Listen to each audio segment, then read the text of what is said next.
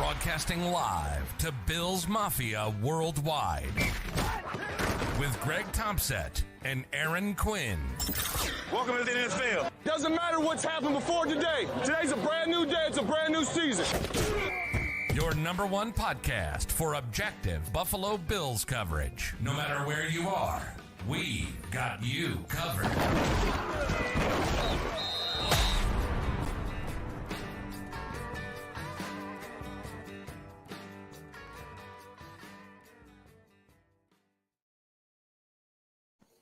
Good evening and welcome to the Cover One Buffalo Podcast. You are joining your host, Greg Thompson, along with my partner in crime, Aaron Quinn. Aaron, how we doing? I'm still on a high from this last game. I tried telling everyone on Twitter that I was moving on. I was just kidding. You lied to me about the 24-hour rule. I could tell. I did. Well, I had to move on because this one is a big one, yeah. and there was a lot to digest. I had a whole season of work to go through to get back to this revenge game. That's the playoffs move quick, man. So there's not a lot of time to sit back and enjoy it. But I'm still riding that high a little bit here. I can't lie. And we didn't even talk about this beforehand. You and I should have made a big bet tonight because right now my Chicago Bulls are up on your Cavs at the half, and I could have won a little money off of you tonight. You easily could have suckered me into that. I would have 100% been on board with that wager. And it's really exciting, and we'll get to our awesome guest here in a moment. But beforehand, as Aaron talked about, we have some exciting things set up here. And with this game, there's a chance here to send some fans into one of the most intense visiting experiences and atmospheres in the entire NFL, Arrowhead Stadium.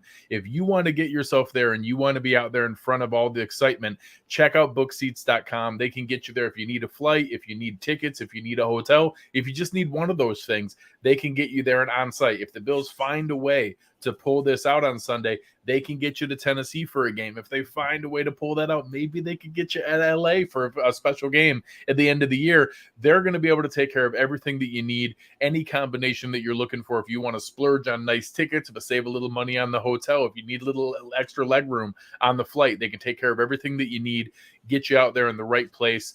Check out our friends at bookseats.com, the best way to set up a custom package and to get you in front of the atmosphere and events that you want to be a part of. Yeah, absolutely. And I keep seeing more and more people are getting tickets to this game. So there's going to be a ton of Bills Mafia showing up for this one, guys. And the Kansas City Bills backers is having like their own big tailgate festivities all weekend long. So this is something you're going to want to get into town early for, get over there to Kansas City. This is actually the place I really want to see a game at some point. There was no chance I could go to this game here this weekend. My wife looked at me and she knew I wanted to go, and she's like, no, we have a lot going on this week. You're not going. But Arrowhead is definitely a place, and especially in an environment like this where I'm calling this the de facto AFC championship game here. Oh, yeah. It's going to be a nuts environment. It's one of the loudest stadiums in the entire NFL. Everything's on the line. What a better place to be than representing your Bills in a spot like this. So head over to bookseats.com and check out what they've got for those packages. Because if you can go this weekend, I'm encouraging everybody should be doing it. And without any further ado, let's dive into the man who's going to talk through this game with us, our man from Kansas City, Joe Valerio. We've had him on before. Joe, welcome to the show. Greg, Aaron, good to be back with you guys again. This is fantastic. We knew this was going to happen, right? We knew we're going to be intertwining this rivalry and our conversations for many, many years. This is, and it's great. It's great for the NFL. And listen, I booked seats. I was already on there. I just booked my trip out to Kansas City. No, I'm just kidding. But no, you guys were talking me into it. I'm like, you know what? I got to go talk to my wife and see if I can get out to this game and use bookseats.com. I was ready to go. I mean, hey, listen, or I could just drive to Buffalo from Philly and go to Anchor Bar and Grill and get some wings, because that's where I had, I had those when we played Buffalo in the AFC Championship game. We went in 2 days early and we got ourselves the Anchor Bar and Grill. And the funny story is, we missed cabs getting back because it was starting to snow, and we had to catch rides with some college kids. We almost missed curfew. It would not have been pretty. Coach Schottenheimer would not have been happy, but that's my fun in Buffalo. So. Well, it's snowy up here now. It's funny you say that, because I had put out a tweet a while ago when the Chiefs were sort of hitting their rock bottom at the midpoint of the season after that Buffalo loss, and then Bills had a couple losses around that same time after that game, and people were starting to freak out on our fan base. I'm sure for you guys too. And I put out that I thought they would still both the teams would get their ships right, and this would be the AFC Championship game. Unfortunately, seeding positions didn't work out to where we could have that matchup in the AFC Championship game. But like you heard me say in this intro, I do think this is sort of the de facto AFC Championship game. This is what it should have been, and all odds makers had it going into. Sort of talk us through sort of that big picture. How did the ebbs and flows of this season go for the Kansas City fan base with the gigantic expectations to continue to get back to Super Bowls year after year, and it sort of fell off and then you got back on? How was that process for you guys? Yeah, it was, I think it was a little bit similar. The only thing I think that the Bills did a little bit better is they didn't lose their games. The margins of loss were a lot less than what the Chiefs were doing. I mean, when the Chiefs were struggling, they were struggling. Like it wasn't. I think with the Chiefs, I think all of their losses were single digits, right? If I'm not mistaken, guys. I got to go back. For the Bills, one. Yes. There was one. There was the Indy game. The one Indy game got away from. Yeah, the Indy. Yeah, but that's like four turnovers in that game. But like, so there was a very little margin of loss there for the Bills. I think that was the one difference that the Chiefs fan base was dealing with, because when their losses were happening, they were bad. Like it wasn't good. And I think, I attribute it to a couple of things. Number one, the defense took a while to find its footing, and what the ripple effect of that was that Patrick was putting the entire weight of the Midwest on his shoulders. Like they were pressing on offense like I've never seen this team press. And if you do watch this team and you get to know this Chiefs offense, they got to play footloose and fancy free. They are not an offense that needs to be boxed in. They need to be loose. They need to let things happen. They need to be in the moment. They need to open up the whole playbook. And, last game was obvious. When you got Lyman scoring touchdowns, number 73, my number's sake, right? Nick Allegretti, nice Italian kid, right? Wearing number 73, keeping the tradition alive. And you got tight ends throwing touchdowns. You got Patrick throwing the multiple receivers. You're getting things, Jerick McKinnon's hitting some things now. They got this whole stable of running backs. Like, that's what this offense needs. They were putting themselves in such a box when the defense was struggling. To me, the whole turnaround of the season was the defense. It wasn't the offense. Even though the offense started playing better, it was a product of not pressing and trying to overcompensate for a struggling defense who couldn't get off the field. And to me, that was really when things started going well, when Steve Spagnuolo put the right pieces of the puzzle together, continuing to stay true to the Chris Jones in the middle pass rush. They bring Melvin Ingram in. He's more effective on the outside.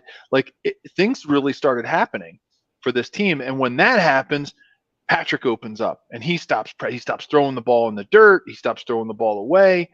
And to me, that's what the fan base of this team watched. They watched the team hit a valley, and then they've been peaking. And I think the Chiefs have been on a little bit, maybe more, just from what. Hey, listen, Josh Allen was my fantasy QB, so I watched the ups and downs. Like I was like week in and week out, be like, come on, Josh, like I need you. I need you together, right? Yeah. Right, because I got Ezekiel Elliott.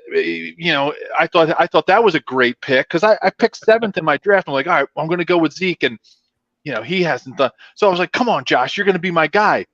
And I've watched that. I think with at least from my perspective as an outside observer, the Bills have gone up, down, up, down, up, down, up, down, and then they're starting to rise. Yeah. The Chiefs went down, and it's been a crescendo from that game. So it's two different kinds of peaks and valleys. Yeah. And I think it's gonna make for a great game because I think both teams are peaking right now. And they're playing the best football that both of them have played all year. Because that Bills Chiefs game, guys, like, Patrick throws 2 picks. He throws the pick 6, fumbled the ball twice, lost it. Like that was not. They didn't have Chris Jones. That's a tough game for Kansas City. That was a tough. And Bills were on. They were en fuego. And you remember when I was on the show with you guys, I predicted that the Bills were going to win that game, and I was right. I knew they were. I knew they were going to win that game. They were playing too well at that moment. So let's talk about that adjustment on the defense. If we look at obviously we've seen what the Bills have put together here in this stretch. It's been very similar to what you talked about, where it's not centralized into one person. The Bills put up that historic performance last week. Stephon Diggs had 4 targets. It wasn't all centralized in one area. You had 9 different guys catching passes. We saw the same thing. We saw the big man catching the touchdown in Buffalo as well, going all over the place, being able to diversify, actually having some balance in the run game. We're also going to be facing a more talented or more sound Kansas City defense. Getting your best player on defense back is a huge difference maker. We know the havoc that Chris Jones can wreak, what that allows Ingram and Clark to do off the edges. I'm a little interested in, how much more they lean into Thornhill in the secondary, but let's start in that secondary. How do you think they're going to try to contain what is now not just the stress of, what do we do with Stephon Diggs, but how do we not focus too much on Diggs when they can diversify so many options? Well, that's when both of these teams play their best, is when they have options, right? When one of these teams focuses on one player, it's when, a defensive coordinator can load up, right? And if the Bills were to commit to the run against this team, which I think the Bills should commit to the run, I think that's probably what puts Coach Spagnuolo on his heels the most. Look, the guy's been coaching a long time. He's a wily old vet. But I'll tell you, the one thing I've noticed with his game plans is that when teams commit to the run early and he starts loading up the box and starts, getting Tyrann in there, getting his nose in there, and that's when they get into trouble, when they try to overcompensate for stopping the run. And that's when I've seen teams pick them apart in the intermediate passing game. You don't need to go deep on this team. Like you're not gonna beat the Chiefs. You're not gonna throw bombs against this team. They're pretty speedy in the back there, and they just don't have that kind of defensive structure where they're going to get beat deep. The biggest thing is when they start putting 7 or 8 up in the box to stop the run, where they leave themselves exposed is with the younger linebacking core, right? With Willie Gay and Nick Bolton, who are starting to find their way now, which I think is another. Yeah, Bolton certainly flashed. Yeah. That's another big part of this turnaround, is how well this group has been playing. And look, and I love Daniel Sorensen. He's a tough kid, but like having him take a back seat a little bit, which he did not. I think he played 100% of the snaps in that game against Buffalo. He's in a lot of the highlights. He is. Yes, he was, or lowlights, depending on which YouTube channel you're on. Yeah. Right. So I think where the Bills could really take advantage, if they really start to expose some things in the run game and the Chiefs force 8 up into the box to stop it, it's not going to be throwing bombs. Josh is going to be throwing bombs. It's going to be the targeting the receivers from anywhere, let's call it 7 to 15 yards.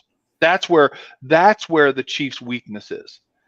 That's where they really struggle, is when teams start stretching the field horizontally, and they're not into all the vertical routes, but they can expose all those open gaps in the team that was trying to stop the run.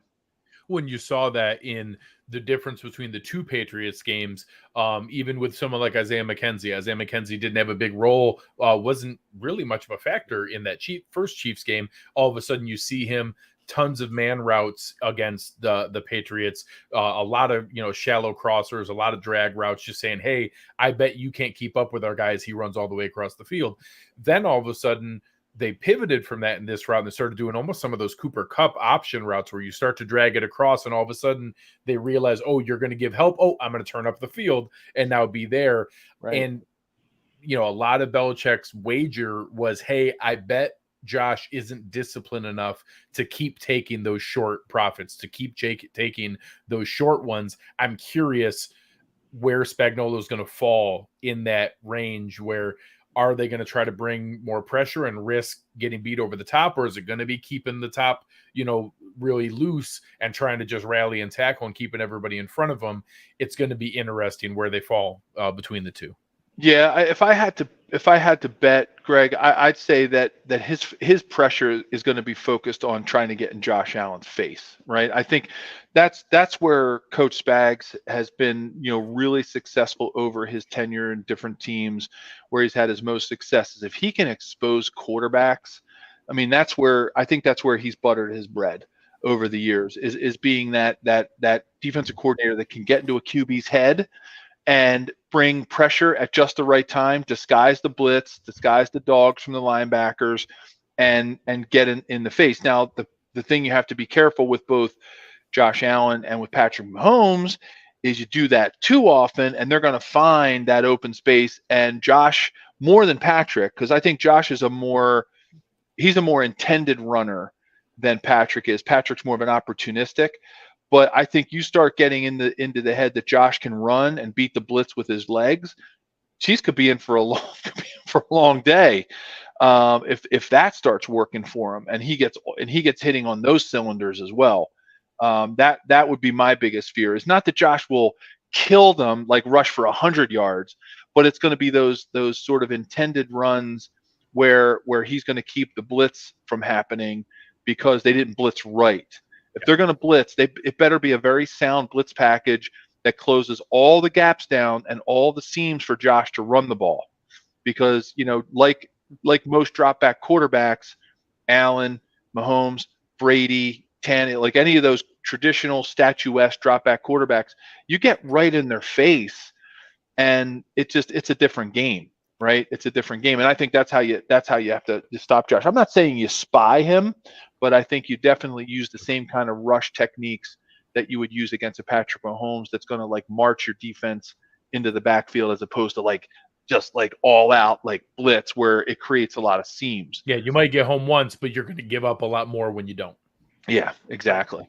Speaking of blitzing, one thing we probably can all agree on about this game is the Bills are not going to do that. They're not going to blitz Patrick Mahomes. We saw in the last matchup. It was maybe the first game that I've seen Leslie Frazier, Sean McDermott. They're not a huge blitz-heavy team, but it was 0 blitzes. Literally 0. In that game. And I think that they like that pattern going forward. So we're not going to see that. But here in Buffalo, after that last AFC Championship game, Brandon Beane came out and really made an effort to shore up this defensive line, get a good rotation for this defensive line, really for this game, right? This is exactly what he invested into, was for the Kansas City Chiefs and to get some pressure on Patrick Mahomes, because we saw in that AFC Championship game, he just had all the time in the world, and you can't do that. You can't give Patrick Mahomes all the time in the world. That's just a deadly recipe for you. That first game of the season, I'm going to sort of throw that out the window a little bit because of the things you said. I think Patrick Mahomes was pressing at that time, trying to do too much, was almost so scared that to not turn the ball over that it was forcing some mistakes and trying to get things too much going. Now he isn't playing that way, right? Like you said, he's playing loose. This is a huge test for this Buffalo Bills defense, especially in this front seven here. Talk to us a little bit about this KC line, how they've come together throughout the year. There's one name in particular I want to talk about because it was somebody that Greg and I had on our draft crush list. A lot of Bills Mafia are still kicking ourselves that we took Boogie Basham instead of Creed Humphrey. Tell us about his sort of ascension this year. I'm still not ready to talk about it. Into the player that he's become. And if there's, I think the Bills have a pretty good rotation at this defensive line, but is there any spots that you worry about where they can get some pressure? And Joe, let me give you the reason why was because if you go down Sean McDermott's checklist of loves, Creed Humphrey, wrestler, camo hats, outdoorsman and hunter, big man of faith, camo hats, like he checked every Sean McDermott checkbox, and to see him not only get missed by the Bills, but to go to the Chiefs and to flourish, it hurts my soul. He is, I'll tell you, we'll start with him because he's the pivot right now. He's the center of that group. No pun intended. Of course, he's the center. I'm meaning he's the heart of that group. Right. He is really brought a level of passion and we'll call it, it's a killer instinct, but it's a quiet killer instinct. He's not, he's not flashy. None of them are, as big as the signings were with Tooney and the gobs of money they threw at him, he's still not flashy. None of them are real flashy. If any of them, Orlando Brown, because of his pedigree with his dad and everything, he's probably the one. Of course, he's the left tackle, so you're always putting your your marquee player there, but like if anything, but he's still he's a lunch pail guy. Like this is a lunch pail group of guys. The thing that I've been so impressed with this line is, number one, that, knock on wood, they've stuck together, and the only real revolving door has been at right tackle. And Lucas Niang, went with the they went with the COVID holdout for him as the starter. He was holding his own, but I think they felt like he just wasn't ready, so they brought Remmers in, who was the solid vet. Remmers gets hurt, and then it's Andrew Wiley. Like, that's the only spot they've had. But let's really think about that. Andrew Wiley was a starter on the Super Bowl team. Right. This Chiefs line is made up of 10 starters. Okay, I mean, we're not just talking like spot starters. They have all been solid starters for at least 1 or 2 seasons. And when you're trading a guy like Duvernay Tardif, right, away mid-season, who was a full-time guy, 3-year starter, Super Bowl champ, the whole 9 yards, you're trading him away. You must know that you've got some pretty good depth, right? And that was more than just a cap move. That was like, hey, this guy's not going to play because we've got all these players that are really shining right now. And I've been really, really pleased with their willingness to stick with the young guys and get them to over the hump to play together, because the chemistry right now with that group is really high. And I'm watching them, offensive linemen. Today, the defense, the position that I always worry about the most is defensive tackle, because I think it's the position that has evolved the most out of any position on defense, right? When you talk about the size of these guys, 6'4", 6'5", 6'3", 320, 350. Oh, and by the way, they're huge. Oh, and by the way, they're running 4.6s. Yeah, and their body fat isn't what it used to be. They're all and no Ted Washingtons anymore. Yeah, exactly, guys. Right, so you can't one-on-one those guys anymore. Even an all-pro guy like Tooney, even Trey Smith, as well as he's playing, like you can't block those guys. John Hanna isn't blocking these defensive guys one-on-one. They're just not. And so you've got a double team. So you got to have that chemistry working. You got to get your hips together. And the way I always say it is you've got to block the linebacker on the next level when you're double teaming with the defensive lineman's butt. Because if you leave too early, that quick defensive lineman who's huge is going to split you, tackle in the backfield. You leave too late, and the linebacker is going to scrape over top and make the play. So it's got to be this like fine-tuned chemistry that happens between these two guys, getting their hips together and using 600-pound of guy to block 350 pounds of guy into the next level. And that's, as an offensive line coach when I was coaching high school, that's what I always taught my linemen to do, was get your hips together, block the backer with the down lineman's butt. And that's what this line is doing. If you key in on their line during the games, their zone blocking is tight. And it's really allowing these smaller, quicker, more patient backs to find the hole. And I think that's why the run game is starting to really pick up for the Chiefs in a more established way than just, let's do some chicanery and, have Tyreek do a jet sweep and all this stuff. Like, they're actually becoming a running team. Like, they can actually run the ball. And that's what I'm most excited about. Going back to your comment, Aaron, about the offensive line, I'm most excited about that they have allowed this team to become a running team, and they're pass blocking their butts off. I mean, Patrick is, if you watch game over game, he's just had plenty of time back there. So I think everything is coming together for Andy Heck, the old, Chicago Bears all-pro, as their offensive line coach. It's really pulling together Eric Bieniemy's game plan and allowing him to open up his playbook and really call whatever he wants. Yeah, because he's never really worried about, we got that guy in there, so we can't pull him, and he can't, because that's what offensive coordinators do. Like people don't just think, they got the play chart and it's got 1,000 plays. It looks like the menu at Denny's, right? It's the offensive coordinators are thinking, you know what? I really would love to run 17 trap, but that Humphrey kid, I just don't know if he can pull. This offensive line, Eric Bieniemy doesn't have to think about anything like that. He's calling plays at will because he knows everybody can do what they're doing. Even what some people are calling the third string right tackle, Andrew Wiley, who is by no means a third string right tackle. Yeah, that's a luxury when you can label people like that at that level. Yeah. And he was a starter 2 years ago.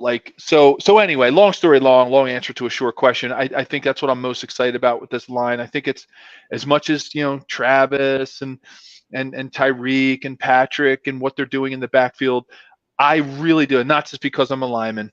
I'm really most happy with the way this line has progressed, and I think it's to me, and again, not just being an offensive line homer, it's really been to me the turning point for this team and what they've been able to do. I mean, we say it all the time on this show. I'm still a believer in the old cliche that games are won in the trenches. So if you are going to have a unit that's stronger than your opposition, you're going to win more times than not. Let's talk about, you talked about, the enemy being able to call sort of run plays. I want to pivot into that run game here because the Chiefs didn't really need any more speed on the field, but yet here I see last week McKinnon just making stuff out of nothing and using that additional speed that Andy Reid is killer with speed. What's going on with this running back room?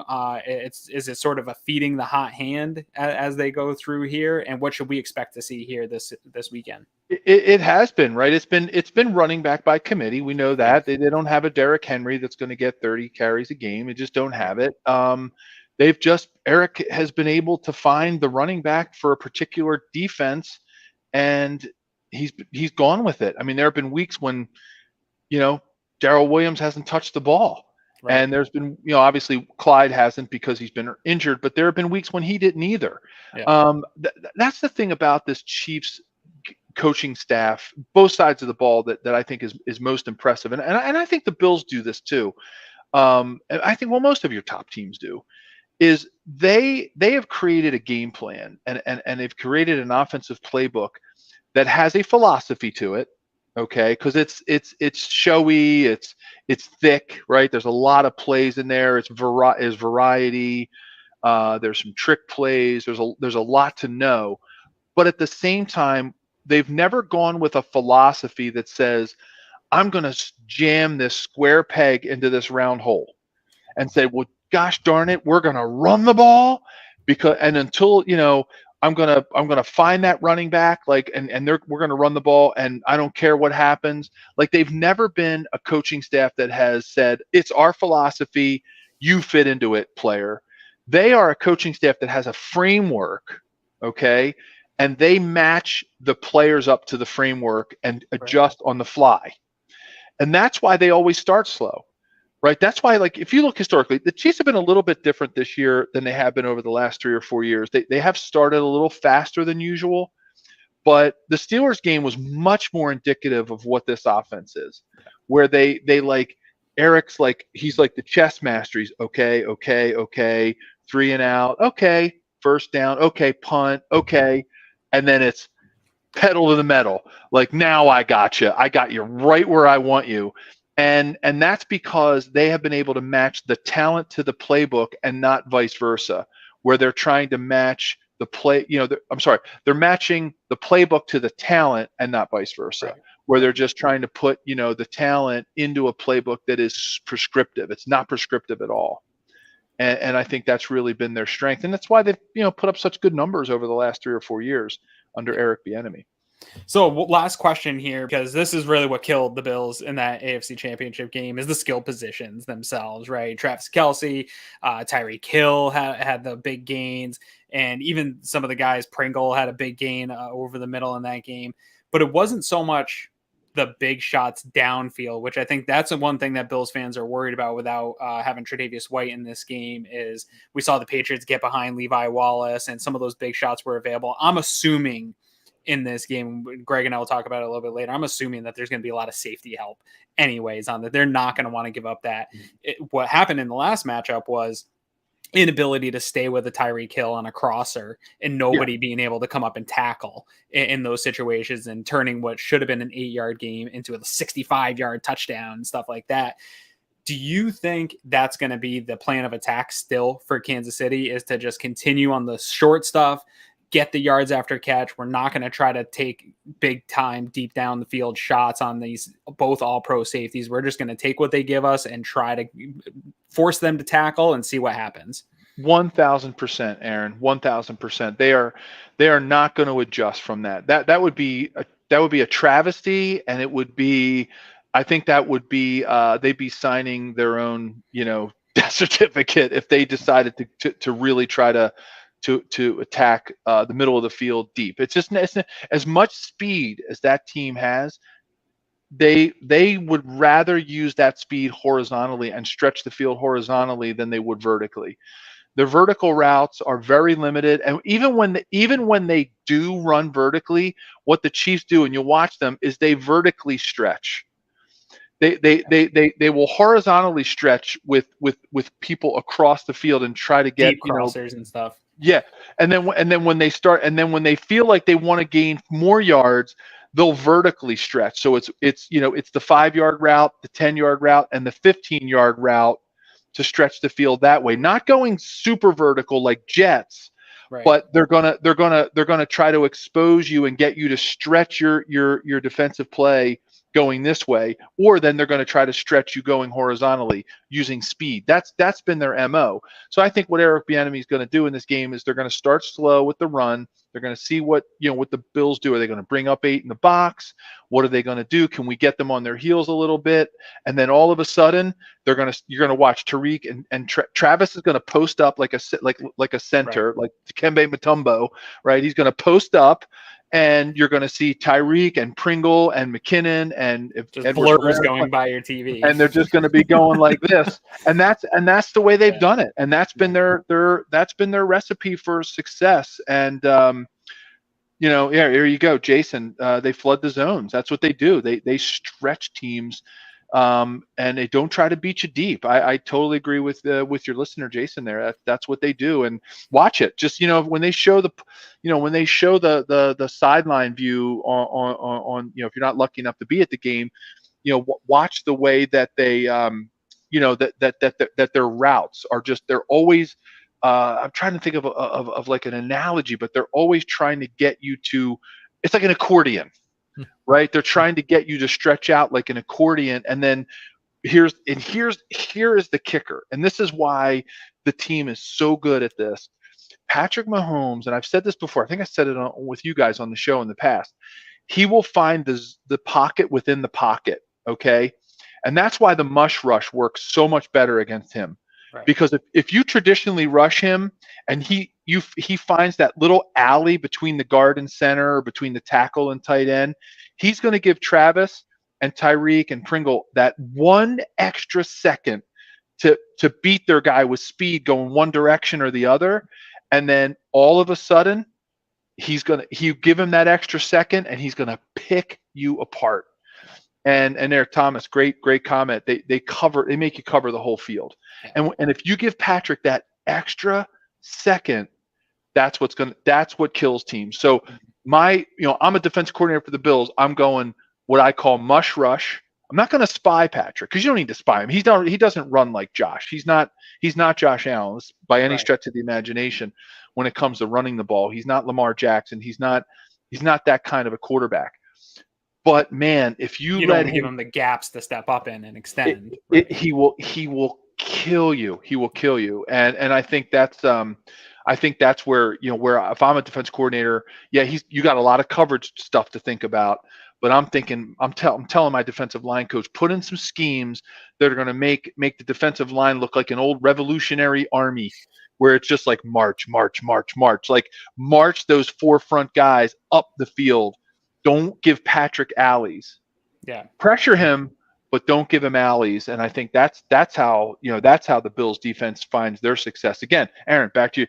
Games are won up front, and I think this game is going to be more important than any game that the Chiefs or Bills have played, where the offense and defensive line, the way that they rush Josh on KC's side, the way they rush Patrick, and the way that they run block both sides of the ball. Because I think both teams are going to commit to the run early. That's my opinion. Sure. I really do, especially with the noise at Arrowhead. I think Buffalo's going to want to try to get the fan base out of that game a little bit early. You get a couple of like 6-yard runs, 7-yard runs, 5-yard runs, and the Bills get themselves into 2nd and 4, 3rd and 2. They get themselves consistently like that. The crowd will quiet down and start to sit down a little bit. Yeah. They will. And I think that's what running the ball does. Not a incomplete pass and the place is going crazy. Oh my God. Like you give them a 3rd and long. Yeah. Forget it. It's all over. Yeah. So speaking of that, what do you expect here? Give us a little idea of what you think with, the ebbs and flows of the game itself, and then ultimately a score prediction. Yeah, I think the game is going to start slow for both teams. They're historically both slow starters. I think they have very methodical game plans. I think they probably both offense coordinators are very, I'll use that word again, prescriptive, and with their scripted first 20 plays. It's like, all right, we're going to use, it's like a little test. It's like dipping, a bait in the water. Like, okay, what's coming? So neither team feels like they have to jump out early. Now, granted, if they give it to you, you take it, right? Like I'm watching, I live in Philadelphia, and I'm an Eagles fan and grew up watching the Birds, and like I watched what Tom Brady did on those first 2 drives. I was like, oh my God, this game's over. Like I knew it was over the first couple of plays, just the way that he went pop, pop, pop, pop, pop, pop down the field. Now, look, if that happens, nobody's going to say, "Hey, Josh, Patrick, don't do that. Don't score. Dial it back here. Yeah, dial it back. We want this to be a slow game plan. That's not, obviously, but I think that's the way. That's how I see it going. That's how I see the ebb and flow, and then all of a sudden, but either team is going to try to take advantage of what was working. And I think it's going to be a what I would consider a mildly high scoring game. I don't think either team's going to score 40 like they did in the last games. I think the Patriots were a little bit of the Steelers were obviously a little bit of a paper tiger going into this game. Patriots, look, it's a Bill Belichick team, but I still think they're not the Patriots of old. And once it got they rolling, stumbled into they the were shell shocked, obviously. Yeah. So I don't think you're going to see that, but I see this is going to be like a 31-24 game, where it's like mildly high scoring, right? It's not going to be like a zing, zing, zing shootout. It's going to be very methodical, and I think we're going to see most of the scoring happen, halfway through the second quarter on. And I don't think we're going to see like 14-14 after the first quarter. Like it's just not. They're just not those type of teams. They're not like the old, Chargers back in my day when I used to watch them in the 70s. Like, they'd score 62 points and lose 63-62. Like, it's just not. It's not going to be one of those games. And I think, look, I predicted that the Bills would win the last one, so it's not. I'm not a homer, right? I'm not. Your Bills fans aren't going to like it. I think the Chiefs. I personally think the Chiefs are going to win this one. Hey, Bills, prove me wrong. But I just think right now, when I look at go up and down the roster, where the teams are, where they are right now, what the Chiefs have back that they didn't this October, I think the Chiefs have a little bit more of a bitter taste in their mouth from the October loss, maybe than the Bills do from losing in the AFC Championship. That's old news. So I don't know if the emotion is there. The Chiefs kept the Bills from going to the Super Bowl, but that was a year ago. Players tend to forget about that kind of stuff. So I just think the Chiefs have a little bit of an edge. Look, can this game go either way? Absolutely, but I think the Chiefs are going to maybe win by 7 or maybe even 3, like 31-28, 31-24. That's kind of how I see it going. And again, like I said, I predicted the Chiefs would lose the last one, so I'm not somebody who just always goes with my home team. But I just that's how I see it objectively. I think that's fair. Yeah. No, I think it's anybody who I'll tell this to both sides. Either fan base that thinks their team has this in the bag is crazy. It's a lock. Yeah, it's crazy. This is, in my opinion, these are the 2 best teams in the league playing, and it's just a shame that it's in the division round. It is. These are 2 exceptional teams, and this is going to be a heavyweight fight with haymakers going back and forth. Like you said, it might take a minute to get into it, but then honestly, this might be one of those games of who has the ball last. And that, that 2 years ago, I think 3 years ago, AFC Championship game with the Patriots back and forth, where it was just, everybody going crazy of, hey, who gets the ball last? Who's going to have the chance here? It could be that kind of game where it's going back and forth, and you're just praying, don't give the other team the ball because we've seen what they've done. That kind of game. Make them spend their timeouts, and don't give Patrick Mahomes or Josh Allen. You don't give them the ball with two or more timeouts and a minute and a half. Just don't. Just don't, because whether they need 3 or 7 or even 8, get the 2-point conversion. Don't do it, because it's probably not going to work out in your favor. So I don't know if there's a way you can do. I don't know if there's a coaching strategy to get teams to use their timeouts. But I think I saw the Cowboys try that with the fake punt thing. I think they tried that. That didn't go quite as well. Yeah. What?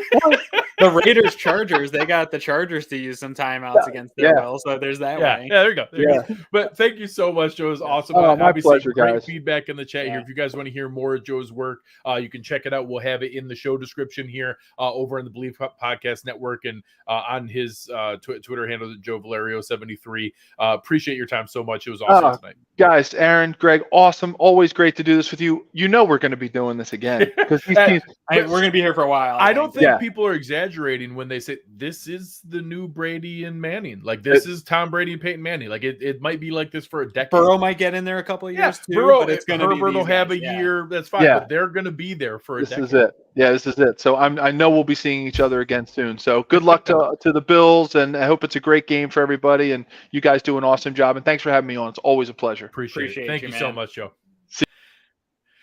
All right, awesome to have a guy like Joe on, and obviously, he was honest. He told us he predicted the Bills win the last time. So, like you said, he's not some homer who's just gonna root for the Chiefs. He predicted the Bills win the last time. It's my job to be a homer. Yes, correct. I am a homer. But I meant what I said. I've been on a couple shows the last couple nights, and I've told people, of course I think the Bills can win. I even think the Bills are gonna win. It's crazy if you think it's a lock. It's crazy if you think, oh no, they're going to blow out the Chiefs. These are the two best teams in the league. It's a 50-50 proposition. It's in Arrowhead. Arrowhead is one of the most like a 1 point. What is it? 1.5. So Vegas even thinks, they give a slight edge to the Bills. They think that the Bills are, 52-48, the better team here. And then you go add in the fact that it's in Arrowhead. It's loud and crazy. They didn't have Chris Jones the last time. They weren't using Juan Thornhill instead of Daniel Sorensen the last time. We're not going to get a free touchdown to Dawson Knox because they left Daniel Sorensen in coverage. This is going to be a tough game, and it's bugged the crap out of me. And let's use our next sponsored segment here with our Uncle Jumbo's player spotlight. Who is the one that you think is going to need to step up to be able to help bring the Bills home? I got to get my cans up. There First we go. Of all, and there's a super chat here that I think fits in to exactly where this question might go. Yeah, so the super chat is from Dave Arena, always supporting us. First of all, appreciate you, Dave. I see you on Twitter all the time, always giving us support. We love it. How do the Bills neutralize Chris Jones, and where do they attack the weaknesses of the Chiefs defense? Yeah, so Chris Jones, I've watched that AFC Championship game last year more times than is probably healthy. I did it immediately, like 3 times afterwards. I just sat in a dark room. I did it again this week, and I can't lie, it was the first time I had rewatched it. Yeah, no, we've talked about it because I immediately rewatched it, and I wanted to sear that into my brain. Yeah, you game. And Stephon Diggs. Yeah, because I wanted to find out what went wrong because I knew we'd be here again. I knew that this game would matter. I thought it would be in the AFC Championship game like we've talked about, but I knew we'd have to get by Kansas City Chiefs. This, to me, before we get into the player spotlight, this is Jordan's Detroit Pistons. To me, this is, you have a wall in front of you, and it might not happen this year. It took Jordan some time to get over that hump. It takes teams some time. Got knocked out twice by them. Absolutely. This is our Detroit Pistons. If you are a fan of basketball of the 90s, this is it. And so, but to that point, Chris Jones is Dennis Rodman of that era. It was a wrecking ball in that last game. People thought about, we need cornerback speed. We need this, we need that. All we really needed was John Feliciano to not be a turnstile against Chris Jones the entire night. And you might have had a shot in that football game. We even talked about the field goals and the win percentage of Sean McDermott's decisions. None of that mattered because Chris Jones actually absolutely wrecked that game. It was in Josh Allen's face the entire game. He never had a chance. It wasn't even close. Yes, the Bills beat them earlier in the season, but Chris Jones wasn't there. And I was really frustrated that we didn't get to see Chris Jones because I wanted to see what is that plan of attack from Dable going to be. Obviously, Rick Bates was not in the game early in the season, so we wouldn't have known necessarily where their plan of attack was going to be. This player spotlight for me is twofold. It's Rick Bates and it's Spencer Brown. for me in this one is they are going to get tested by, I think Chris Jones will line up inside and outside a little bit. And I also think that Frank Clark, who was also a guy that wasn't in that game, I think in that first matchup, they didn't have Frank Clark, or if they did, he just came back. I think he was limited reps, but was back. Just came back in that game. So he's full strength. And now they have Melvin Ingram as well. So who was not there. Yeah, who was not there. So this is going to test those guys. But specifically, I'm not where you are with Rick Bates in that I don't know that he's a long-term or the solution for the interior offensive line next year. This is his chance to be that. If he can even, he's not going to come in and stop Chris Jones at all. Chris Jones is still going to get his hands on Josh Allen. He's going to get to Josh Allen.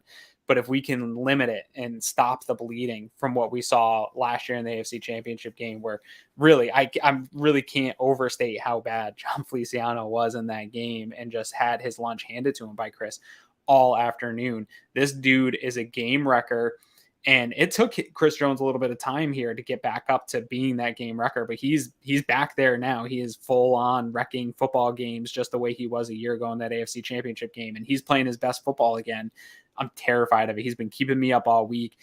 I hope Rick Bates is the answer to stopping some of that bleeding. I'm not sure. So he's my spy. He's the guy I'm going to be keeping an eye on the most this weekend. Well, and he's obviously, this is the test, it's very similar to where my spotlight is going to be, is that he's played well. He's earned the praise, but the deciding factor between has he just been good enough against, so, maybe where you're still hedging a little bit versus where maybe I'm hoping that he's more than that. This is going to be the test. Guys like Chris Jones, guys like Jeffrey Simmons, guys like Vita Vea or Ndamukong Suh, if they go on this run, that these are the kind of guys they're going to have to figure out and not lock them down. Just play. Don't lose every rep. Don't get ragdolled 20 times like we saw some people do in the you're going to lose reps to Chris Jones, and that's okay. It's no different than it's what we see. Ed Oliver's done to really good offensive linemen. He doesn't destroy them every play, but he gets there more often than they'd like. It's where is that ratio? And mine is the same way. Mine is this player spotlight. We talked about it when the Bills lost Trey White, that, hey, we might not really know the damage here because, I laid it out to people. We're going to play the Patriots twice and the Panthers and the Falcons and the Jets, and the Tampa Bay game's about the only thing we're going to get a real test of what this loss really means. And we saw, are we going to get the Bills defense in the first half against Tampa Bay? Or are we going to get the Bills defense in the second half against Tampa Bay?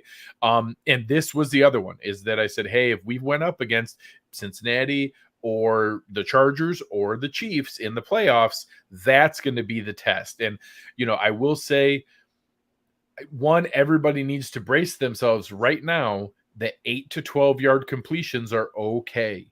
That is the plan.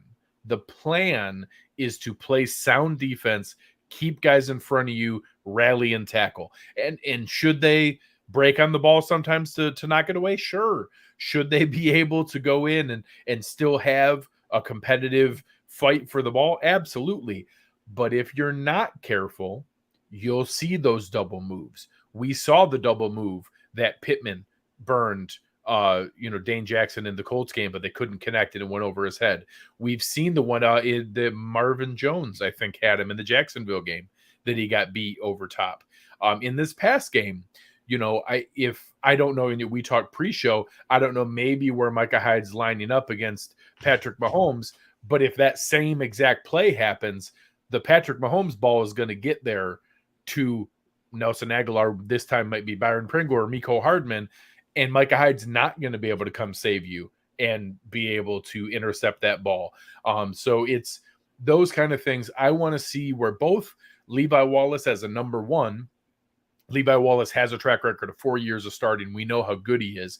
I'm not concerned about that, but we'll see, can he be the number one we need through this playoff run? And then Dane Jackson, if I'm Andy Reid and Eric Bieniemy, I'm going to do everything I can to motion away from Dane Jackson, to put all the eye candy and stacked formations away from Dane Jackson, and dare you to leave him on an island and just see what he can do. And I'm certain they're going to try, and I'm really curious how the Bills scheme can help protect him, because sadly, whether it's Tyreek Hill or Mecole Hardman or Byron Pringle, that level of speed is a concern to see if they are able to get him isolated in space, and that we need that scheme to protect him every play, because all it takes is one to get deep, and all of a sudden it's a 60-yarder. Yeah, I don't think they're going to let too many opportunities where the safeties aren't helping over the top to protect. No. I hope not. I would be shocked. I'd be shocked if they did. And I do think that even though the Bills would like to be in a situation where they could play more man with Trey, or even half field situations where it's Trey on Tyreek Hill and then they play some type of, amoeba zone the rest of the way, I think they're going to be forced their hand in the lack of talent and speed to play more zone coverage, and just hope, like you said, that they can limit it to 7 to 9 yard passing plays whenever completions are given up. The nice thing about Dane Jackson, again, this comes back to sort of the only benefit he had over Trey is tackling, and maybe that will be a benefit in this game. Like we were just talking with Joe, that on those crossers, maybe they get it and get across the field, but you don't get beat on a bad tackle. John giving a shout out to some of the guys in the chat, going back and forth, talking about some old school football. It's been a great chat tonight. We appreciate you guys. I try to, sometimes I'm in the chat, but if I get too lost in the chat, then I don't listen to what you're saying. Yeah, it's easy to get distracted. Yeah, absolutely. But no, I think they'll be tested. I think some people are taking it a little too far, just like I think they're taking it probably too far with the offensive line, like I talked about too. I've seen some comments on Twitter and stuff like that where it's, if these cornerbacks give up a lot and get burnt, like then we have to go back to the draft board and go aggressive at cornerback. Trey White's coming back, right? Like he'll be back here. Yeah. It might take him some time to recover from this injury, but he's coming back. I think Levi has established himself as a perfectly capable cornerback too, and the number one defense in the NFL. And I think to get paid real money. Yeah, for sure. So I don't think that I just hope no matter what the results of this game are, like Kansas City is a legitimate offense, like a dominant offense for the last 5 years in the NFL. They've made really good cornerbacks look silly. They've made bad cornerbacks look even sillier. But regardless of what the results of this game are and what it does to this defense, don't get lost in the moment. Don't be a prisoner in the moment. We do have to get over that Kansas City hump, but that doesn't mean clear house and go back to the drawing board. There's other ways to do it. So it's going to feel frustrating, like Greg said. The receptions are going to be given up. Kansas City's going to march down the field a number of times. They are going to score It's points. The lesser of evils. Yes, they're going to score points. I was saying offline, I think Bruce Nolan put it out earlier to try to nip it in the bud this week, that there's going to be, I think the Bills will try to get aggressive with these receivers, and they'll push the envelope on what's acceptable, and there'll be some flags. There's going to be some plays by our defense that feel frustrating to you. Nobody goes up against Kansas City and doesn't have that happen to their defense. So that's just going to be what happens. We're not going to come out and shut them out. But bear with it. I do think ultimately that this team in the secondary has enough continuity throughout, and that includes the middle and the linebackers, where they're going to be able to limit some of that bleeding. They might give up a big, 3 or 4 explosive plays, but I think they're going to force Kansas City to continue to go to that and take those 7, 8, 9 yards and put together multiple 8 to 12 play drives and take time to score. Bet them that they can't do it, that they can do it twice, but I bet you can't do it 5 times. Yes. And we can get off the player spotlight from there, because I think if you are successful in that, one thing that I saw this week when looking at DVOA was the lack of ability in red zone. From the Kansas City Chiefs is kind of crazy. I think they were 22nd in DVOA in the red zone on offense, and the Bills have a pretty good red zone defense. So I think if you can force them to put some long sustained drives together, that you might be able to get Kansas City to be the team in this. They almost rely on that trickeration and the weird shovel passes, and they almost need that to get in. It's been odd. Yeah. And if you can hold them up, this might be the game where last year, if people were frustrated with Sean McDermott settling for field goals, you might be able to get Kansas City to settle for more field goals than they like. And Sean McDermott's willing to give up yards, but he's going to tighten up in the red zone and hope that he can get you to settle for field goals. So I think that's one thing I'd put it out on Instagram and Twitter to keep an eye on is, their red zone struggles this year. I know they didn't struggle a ton against the Steelers, but let's all be honest, the Steelers were not necessarily deserving of being a playoff team. That 7 seed was probably the worst we've seen so far in terms of 7 seeds. In the I found the Pennsylvania one had you're a bad talking about. day. And I know there's 2 of them here. So this one's another one as well.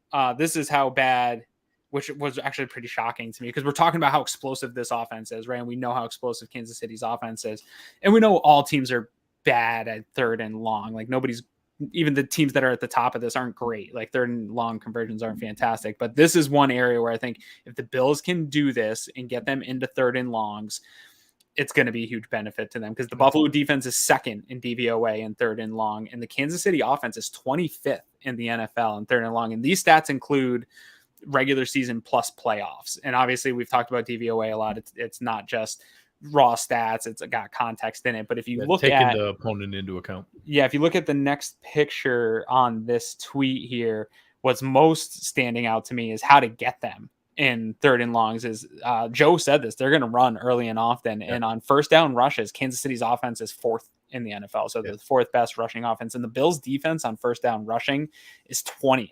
So if they're going to get into third and shorts and be able to continue to move the ball, it's going to be in that spot, in my opinion. And it's logical, because what are you afraid of on first down? Is, we don't want to let Hill or Kelsey get behind us. So of course, more light boxes, more deep safeties.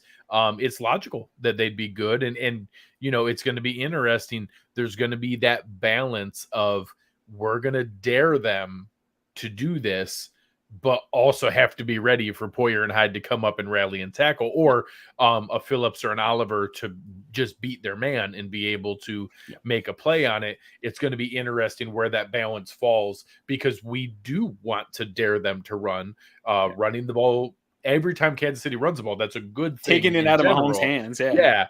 But you also need to walk that line to not let them just run the ball down the field completely. Well, you also don't want it to get to the point where, so they're running the ball and maybe they're not making any huge progress, like getting huge explosives, but they're continuously in 3rd and 2, 3rd and 3. Like that's what happened in that AFC Championship game, was the Bills could not keep them out of 3rd and short situations. And then those little Mahomes scrambles become much more dangerous. That's all it takes. Yeah. And that's where you can just hit a guy on a crosser and they're continuing to move the chains and keep your defense on the field. So those early downs, I think the Kansas City Chiefs are going to keep going back to that and try to run it and see if the Bills can stop them. And the Bills have, even though they've been okay with run defense here as of late, it's still been the Achilles heel of a Sean McDermott defense. And smart comment here by Zach Hilton. This stat is why game script is important. Get ahead and see if they want to run on early downs.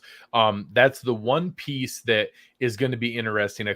I don't think Joe's wrong in that there's going to be some testing of the boundaries early and some like, hey, what do you do if I do this? Where both Dable and Reed are going to call some plays early that are not giveaway plays, but that the value of the play isn't the play itself. It's to say, hey, what do you do if I do this? Because I actually want to come back to it later, but do this.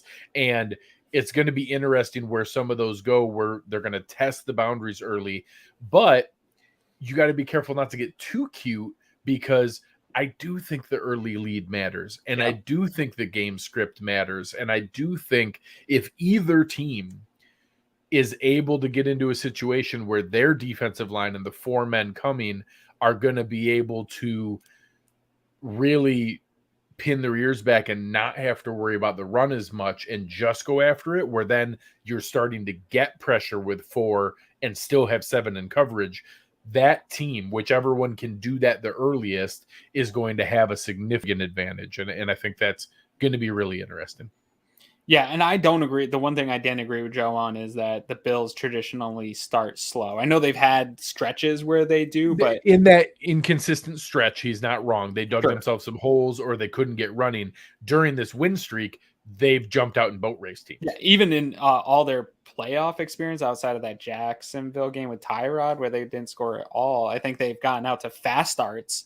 Yeah, in all the some ugly second quarters even. Yeah, that AFC Championship game, they had an early lead on Kansas City in that game as well. So I don't believe they won't come out and start fast. I don't think that'll be their problem. It's starting fast, and I don't think that the Kansas City Chiefs, the way they're playing right now, is a team you can boat race. Because I think that even if you start off fast and go up 2 to 3 scores like that, they can be back within striking distance.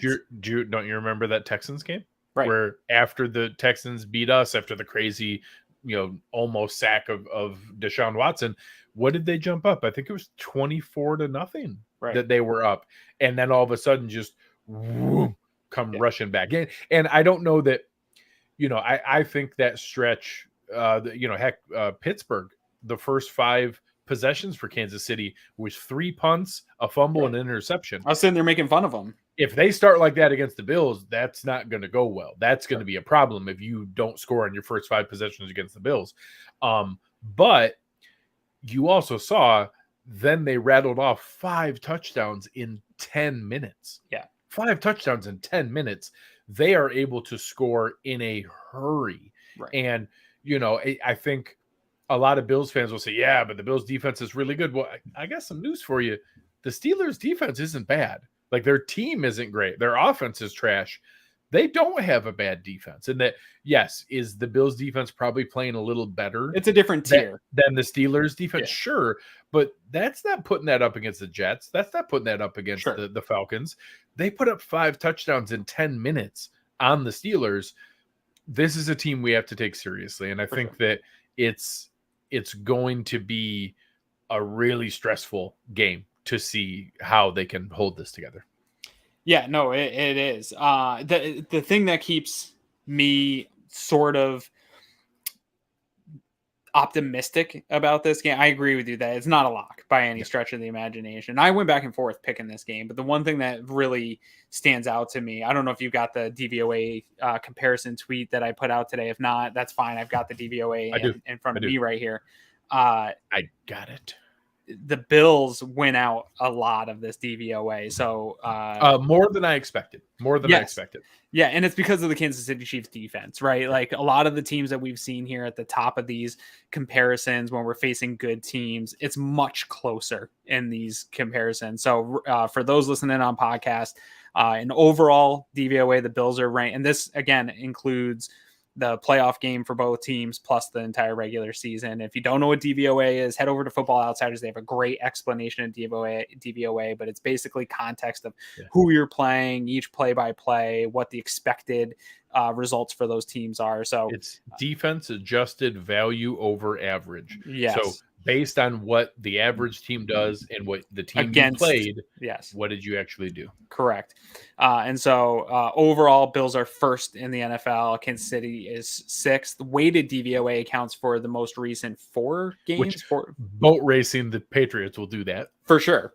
Kansas City is 5th overall in weighted, and Bills are still first overall in weighted. Overall offense, the Bills are 5th.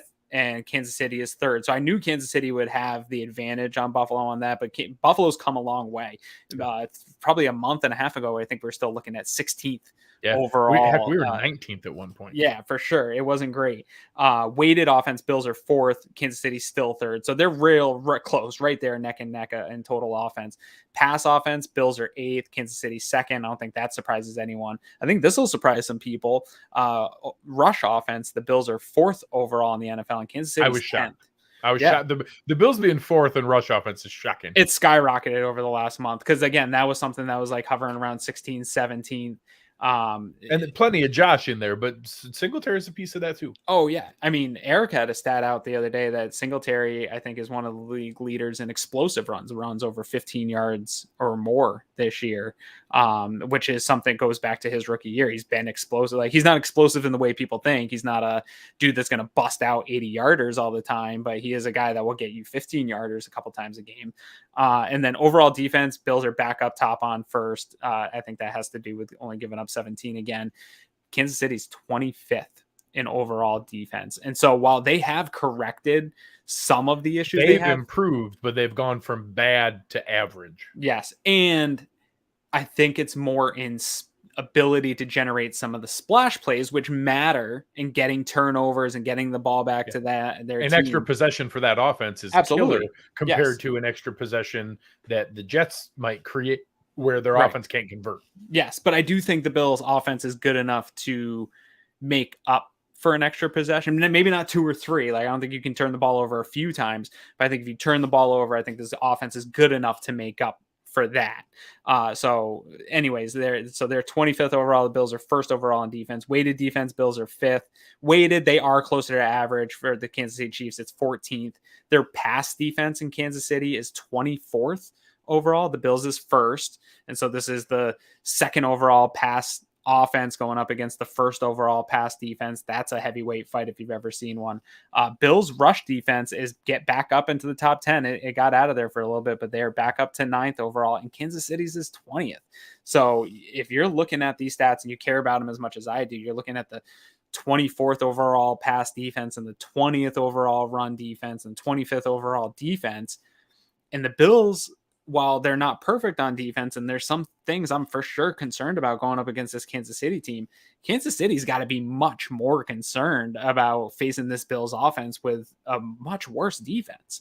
So that's what keeps me real excited and optimistic about this game. Love this comment from John. Josh Allen is the Shohei Ohtani of the NFL.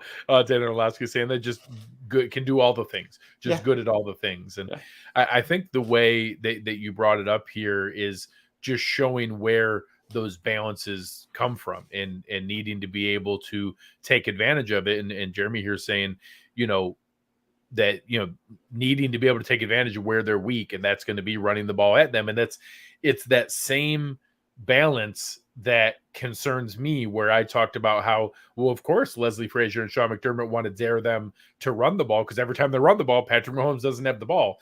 Well, it's kind of the same where the Bills know, well, hey, we want to run the ball against them, and that's a good thing because we can take advantage of it. But every time you run the ball's not in Josh Allen's hands. Well, not every time. Correct. Most called runs. There's going to be some. And honestly, your comment there is going to be interesting. How many designed Josh Allen runs are we talking about here? It's all on the table. It's win or go home. Oh yeah, you have to be able to dare them do that. And I loved the threat that Joe mentioned about if Daboll and Josh can identify the blitz and call that power sweep the opposite way. We've seen that hit a couple times. And when they catch it, the ones I really like are where you have the nub tight end right on the edge of the line, and you bring the jet motion away from it so that Dawson Knox is the last guy on the line. And when you see all the defenders go the other way, and you know that the pressure is coming from that side, and you say, that's fine, you can chase me down from behind, and you get the two linemen out in front of there, and you know you have numbers. That's where we've seen Josh hit those 25 and 30 yarders on that power sweep. And if they time one of those right, they could really smash a big one.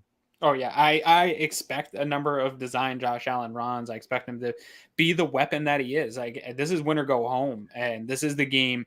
Most importantly, this is a game that you have put so much stock into. I talked about on our friend Pat Moran's podcast. We're talking about Dawson Knox's improvement throughout the year here. Dawson Knox was specifically called out by Brandon Beane after the Kansas City game as, hey, teams don't have to game plan for you. Well, guess what? I'll tell you what, you throw on the tape last week, Steve Spagnuolo's game planning for Dawson Knox. Like he's changed some things.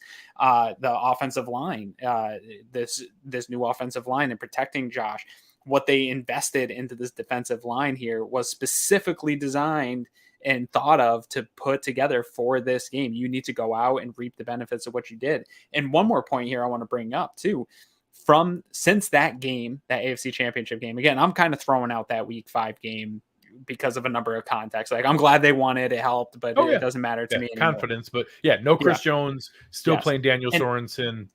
And I also don't agree with Joe at all that the players in the Bills locker room forgot about the AFC Championship game at all. I saw the way. If you think I'm petty and hold grudges, go listen to the Mic'd Up. Those dudes carry a grudge. I promise. They are thinking about this, and they have been. But one point here, before I toss back to you here, another thing that I've been thinking about all week is the improvement of players since that game. Ed Oliver is an entirely different player, almost playing at a Pro Bowl level over the last month or so. His second half of the year was a Pro Bowl level. Yeah. Yeah. Or, I mean, all pro. I'm talking about like an all pro type guy. Harrison Phillips playing again at an exceptional level on the interior of this offense. We didn't have a Greg Rousseau last year in that AFC Championship game, both for the run game and what he was able to do in that Week 5 game. Levi Wallace is a different player. I've pounded the table for him as a fine player. He's a different player this year. He's much more aggressive. He is willing to jump in one of those lanes and get his hands on the ball. Taron Johnson hasn't been where he was at the beginning of the season, but he's played at an all-pro level at times throughout this year. And he had a good playoffs, but I think he's taken a step up in a big way this season. I think, people probably don't want to talk about it. Tremaine Edmonds is a better player than he was a year ago when these two met. And now Patrick Mahomes put him in conflict a number of times, and he will do that again in this game. But Tremaine's a better player than he was a year ago. Devin Singletary, I think massively a better player than he was a year ago when these two teams met. Obviously, Dawson Knox we talked about. Isaiah McKenzie is an actual threat now. Gabe Davis, I think, is another guy that's a better player. And then just not having to play John Feliciano is a huge upgrade. And so I'm counting 1, 2, 3, 4, 5, 6, 7, 8, 9, 10, 11 spots. And you were already good at the other 11. Yeah, and because the ones you didn't mention are Stephon Diggs and Josh Allen. And Micah Hyde, Jordan Poyer, like guys that were already, what you're getting really out of them. Yeah, exactly. And so I do think that, while both teams are playing good, I think the Bills have improved to a certain degree that I really think can get them over the hump this year. So, and I think Daniel here really speaks to where a lot of my mindset is. How good is it to be equally strong on both sides of the ball and hitting peak form in the playoffs? This team is now performing where a lot of our preseason expectations were, where we knew what the talent and capability of this team was. And then we kind of had to experience some learning curve and some bumps and some bruises in getting to that point. Dave bringing up here how that's a great point. Beasley, Diggs, and Davis were all injured in the AFC Championship game last year. Diggs' injury was like pretty significant. A torn oblique is Beasley literally had a broken leg. Yeah, right. Yeah, very serious injuries. Yeah, so it's that kind of approach is what we expected coming into the year. And then, we were all disappointed. You and I both thought this was a 13 or a 14 win team. We thought they had a very good shot at the number 1 seed. And then after that Week 5 win against the Chiefs, I thought it was locked in. I thought they had a absolute cruise control to the number 1 seed at that point after beating the Chiefs. And to then have it go trading win-loss for 8 straight weeks until you finally lost 2 in a row against the Patriots and then the Buccaneers. There were some low moments. We know in the chat on this show, we had people asking, do we still think they're going to make the playoffs? Yeah. And to now go from that moment, and we know they didn't convert in that Tampa Bay game, but we talked about it with the momentum and the positives that could be taken away from that Buccaneers game to then, take them to overtime, not finish the job, but show that, hey, you can hang with the best teams in the league, anytime. And then to rattle off 5 straight in dominant double-digit fashion, including 2 historic beatdowns of a Bill Belichick defense. This is the kind of team that exactly the way that Daniel's comment put it, when you're playing to this level on both sides of the ball and peaking at the right time, this is what it takes to win a championship and to put yourself in that position. So with that in mind, I'll start with my prediction, and then you can give me yours. I don't think Joe was far off. I think that there's going to be a heavyweight fight, haymaker element to this. I think both teams are going to put up a healthy amount of points. I think there's a reason that it's the highest over-under of any game this weekend, and that Vegas knows there's going to be some points too. I think that the Bills have the ammo and the weapons to do this. I think it's going to be mostly touchdowns. I think there'll be a couple field goals maybe, but I think that they're going to be in a position to do this, and I think the Bills are going to get one more touchdown than the Chiefs do when it's going to be a field goal. I have it Bills 38, Chiefs 34. And I think that it's going to be, both teams scoring 6 times, but that the Bills are going to get one more touchdown, one more red zone conversion. You showed that those red zone numbers and that they're not quite as good as what the rest of their offense is, and that they're going to have to settle for 3 one more time than the Bills are. And that 4-point difference in that one score, I think, is going to be it. And that the Bills are going to have to be super careful with timeouts, super careful with time management, and ensure that they get that score and don't leave any time on the clock for Patrick Mahomes to be able to come back. But I've got it 38-34 in a high-level shootout. Bills taking it home. Yeah, I'm not super far off from you. I see more field goals in this game for me, but the way I see this one playing out is I think the Bills come out, strike first, and to the point where you're up maybe a couple scores and things feel good, and then things start to stall a little bit for the Bills, and they're settling for field goals, and people are getting frustrated as the Chiefs climb back into this game. So I've got it 30-27, and I do think that the Bills end up getting a late touchdown to get to 30, and the Chiefs do get the ball back last, but just aren't able to get over the hump. I think that it's a close game. I think it's one that I'm going to be looking down at my Apple Watch, and it's going to just be right here, Mac. I can't take it. My heart rate is already a unhealthy level just thinking about it. Yeah, I think Anthony's going to be shifting his superstitious seat around all game long as the Bills continue to kick field goals and they catch up, and they're never out of this game fully. It doesn't feel comfortable. I agree it's going to come down to maybe a last possession or the last couple possessions, but I think the Bills defense ultimately is able to do just enough to keep them out of the end zone enough times where the Bills walk away with a very close victory and get one of their few one-score victories this year. There you go.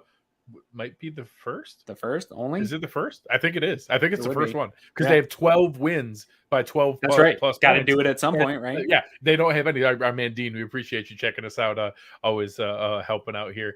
A lot of. I would like Dean's game much more. 38-12. Oh, what was it? 38-21. Yeah, 38-21. They'd be way more comfortable. Yeah, I would like that. I would like that one more. Juan had it 42-28. That one. I would like nice. that even. Yeah. Oh, yeah. Jeremy's would make me really nervous. 21-14 Buffalo, but he liked your sign that Kansas City style barbecue is overrated. It's so overrated. I don't do a lot of food power ratings, but if you're going to power rank barbecue styles, wherever the last slot, I don't know if there's 10 styles out there, it would be the last slot. Yeah. I'll take the Memphis. I'll take the Texas Carolina, brisket. I'll take Carolina. Yeah. I agree. Yeah. So, that's where it stands. It's going to be anxious. It's going to be difficult. It's also going to be awesome. This is going to be a great game. It's going to be really exciting.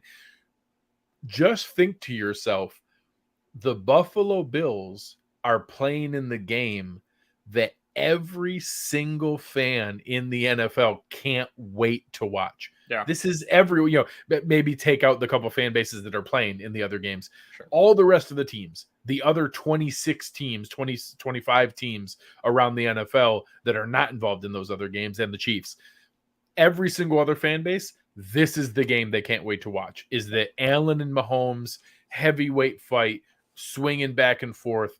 This is the game everybody can't wait for, and our team is in that game. Mm-hmm. Our team is playing in the game that everyone else, every other football fan can't wait to watch. Relish that. Just enjoy that moment that we now have the team that everybody else wants to watch, and to hopefully enjoy that. So big thanks to our sponsors, Uncle Jumbo's. I can't wait to crack one of those good boys and to be able to enjoy it.